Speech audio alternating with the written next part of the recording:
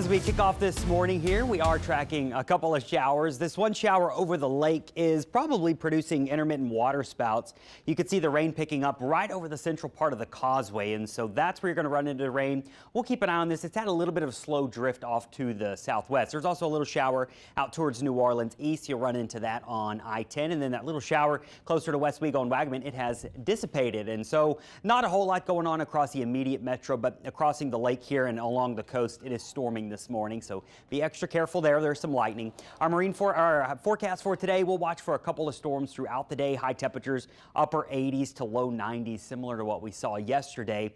If you missed the rain, it's just going to be hot. And the next 3 days, just no big changes. We're expecting those hit or miss thunderstorms to continue. Not going to be a particular washout any day. And our high temperatures will top out in the low 90s without the rain. 80s with the rain. The tropics, still no big threats to the Gulf here. We are watching 3 separate areas. Nothing has changed for the past few days. Dexter is still moving out here along the northern Atlantic. We've got another feature that's trying to form, and then one off the east coast still being monitored for a medium chance of development. So we're going to watch this one long term, the one way out here. The concern level with it, though, is still very, very low.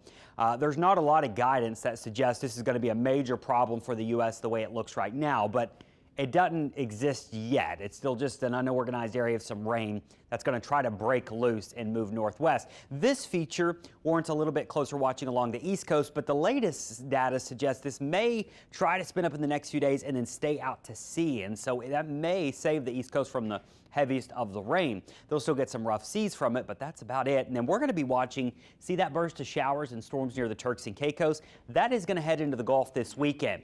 There's not many models that show it doing much more than just remaining moisture, and so the concern level there is low, but we'll keep an eye on that as it moves our direction. This again trying to organize and staying right off the coast there of the Carolinas. We're going to watch this moisture move in as we head into early parts of next week, so we'll keep an eye on it for you.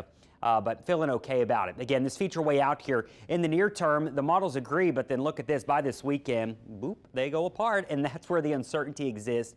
And so a lot of them are trending out to sea. That's the trend we want to see continue, but let's just wait and see before we grow confident. We got to wait until it actually forms. And then that's just the beginning of probably multiple tropical waves as we head towards the middle of August, which it's not shocking to be tracking a couple disturbances in the middle of August. Our 7-day, though, watching out for hit or miss storms, highs in the low 90s. That'll be the story all the way into early next week. Our marine forecast, we'll watch for storms that produce water spouts and lightning and gusty winds. Those will be hit or miss all the way through the end of the week. Your high tide will be through the early afternoon, and your low tide will happen later on this evening.